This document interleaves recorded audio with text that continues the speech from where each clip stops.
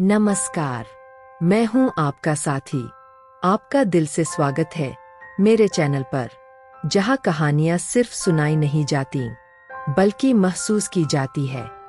तो चलिए शुरू करते हैं आज की अनोखी कहानी।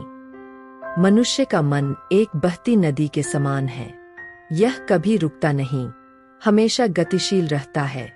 विचारों की लहरें, भावनाओं के ज्वार भाटे और चिंताओं के भंवर इसे हर समय घेरते रहते हैं। अक्सर हम इन विचारों को रोकने या नियंत्रित करने की कोशिश करते हैं, लेकिन जितना प्रयास करते हैं उतना ही मन और अधिक अशांत हो जाता है। इस समस्या का समाधान दबाव नहीं बल्कि स्वीकृति में छिपा है। यह कहानी गौतम बुद्ध की शिक्षाओं पर आधारित है, जो हमें यह समझाती है कि मन को कैसे शांत किया जाए। बेचैनी से घिरा युवक। एक गांव में एक युवक रहता था जो गहरी मानसिक अशांति और बेचैनी से परेशान था। वह हमेशा चिंताओं में उलझा रहता। छोटी छोटी बातें भी उसके मन में विचारों का तूफान खड़ा कर देती। रातों को वह करवटें बदलते हुए सोचता रहता और दिन में काम करते समय भी उसकी चिंता कम नहीं होती। उसने कई लोगों से सलाह मांगी, लेकिन कोई भी उसकी समस्या का समाधान नहीं कर पाया। आखिरकार एक वृद्ध ने उसे सुझाव दिया, गौतम बुद्ध के पास जा। वे महान ज्ञानी है और तुम्हारी समस्या का हल उनके पास अवश्य होगा। युवक को यह सुनकर आशा की एक किरण दिखी। वह तुरंत बुद्ध की शरण में जाने के लिए निकल पड़ा। बुद्ध के पास पहुंचना। युवक जब बुद्ध के पास पहुंचा तो उसने श्रद्धा से उनके चरणों में झुककर कहा, हे भगवान, मेरा मन हमेशा उथल पुथल में रहता है। मैं हर समय बेचैन और परेशान रहता हूँ। कृपया मुझे बताइए कि अपने मन को कैसे शांत कर सकता हूँ। गौतम बुद्ध ने युवक की ओर गहरी नजर से देखा। उनकी मुस्कान में एक अद्भुत करुणा थी। उन्होंने कहा, तुम्हारी समस्या का समाधान है, लेकिन इसके लिए तुम्हें धैर्य और अभ्यास की आवश्यकता होगी। क्या तुम तैयार हो? युवक ने तुरंत उत्तर दिया, हाँ भगवान, मैं जो भी कहें करने को तैयार हूँ। बस मुझे इस बेचैनी से छुटकारा दिला दीजिए। बंदर के बारे में मत सोचना। बुद्ध ने युवक को एक छोटी सी पुस्तक सौंपी। पुस्तक का शीर्षक था मन की शांति का मार्ग। उन्होंने युवक से कहा, इस पुस्तक को रोज पढ़। यह तुम्हें शांति का मार्ग दिखाएगी। लेकिन एक बात ध्यान रखना, जब भी इस पुस्तक को पढ़ो, बंदर के बारे में मत सोचना। युवक चौंक गया। उसने हैरानी से पूछा, बंदर? मैं बंदर के बारे में क्यों सोचूंगा? बुद्ध ने शांत स्वर में कहा, याद रखना, जब भी पढ़ो, बंदर के बारे में मत सोचना। युवक को यह बात अजीब लगी, लेकिन उसने बुद्ध के आदेश का पालन करने का निश्चय किया। वह पुस्तक लेकर अपने घर लौट गए। मन का खेल। अगले दिन युवक ने पुस्तक पढ़ना शुरू किया। जैसे ही उसने पहला पृष्ठ खोला, उसके मन में पहला विचार आया, बंदर के बारे में मत सोचना। लेकिन यह विचार आते ही उसके दिमाग में बंदरों की छवियां तैरने लगी। कभी वह सोचता, मुझे बंदरों के बारे में नहीं सोचना है, और इसी प्रयास में बंदर उसकी कल्पना में और स्पष्ट होने लगते। जितना वह बंदरों के बारे में न सोचने की कोशिश करता, उतना ही उसका मन उनकी छवियों से भर जाता। उसे याद आता कि बुद्ध ने विशेष रूप से बंदरों के बारे में न सोचने को कहा था, और यही सोच उसे बार बार उसी दिशा में खींच ले जाती। कई दिन बीत गए। युवक ने देखा कि वह पुस्तक में लिखे मुख्य विचारों पर ध्यान केंद्रित नहीं कर पा रहा था। हर बार उसका ध्यान बंदरों की छवि में उलझ जाता। समाधान की खोज। थक-हार कर युवक फिर से बुद्ध के पास गया। उसने झुके हुए सिर और झिझक भरी आवाज में कहा, भगवान, मैं असफल हो गया।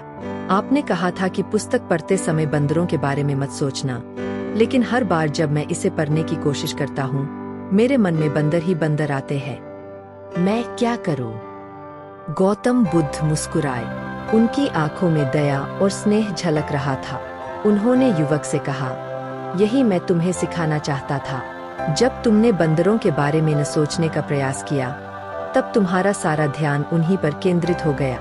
मन की प्रकृति यही है, जब तुम किसी विचार को दबाने या भगाने की कोशिश करते हो, तो वह और अधिक शक्तिशाली होकर लौट आता है।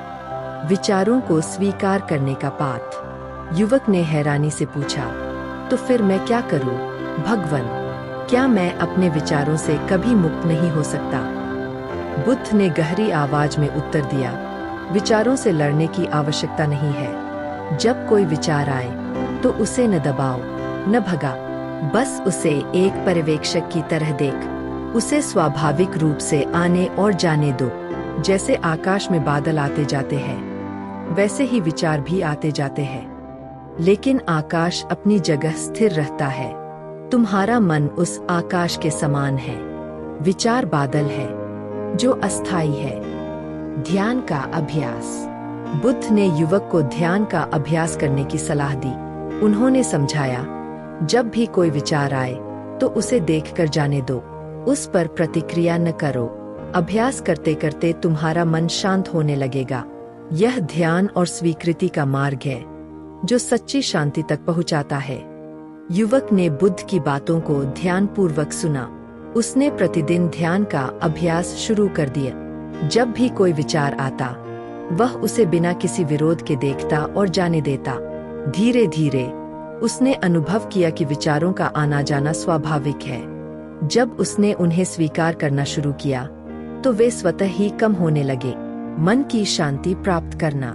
कुछ समय बाद युवक फिर से बुद्ध के पास पहुंचा। उसकी आंखों में संतोष और शांति झलक रही थी।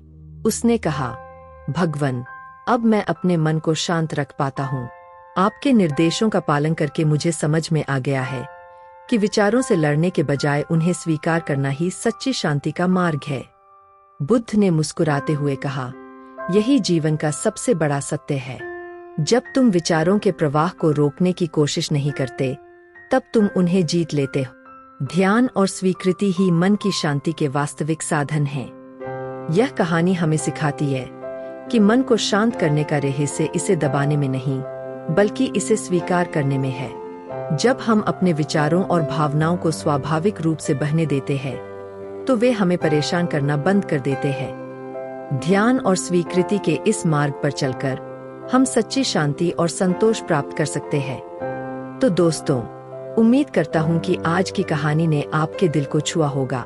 अगर यह कहानी अच्छी लगी हो तो इसे लाइक करें, चैनल को सब्सक्राइब करें और अपनी राय कमेंट में जरूर लिखें। आपके समर्थन से हमें और प्रेरणा मिलती है। मिलते हैं अगली कहानी में। तब तक के लिए धन्यवाद और खुश रहें।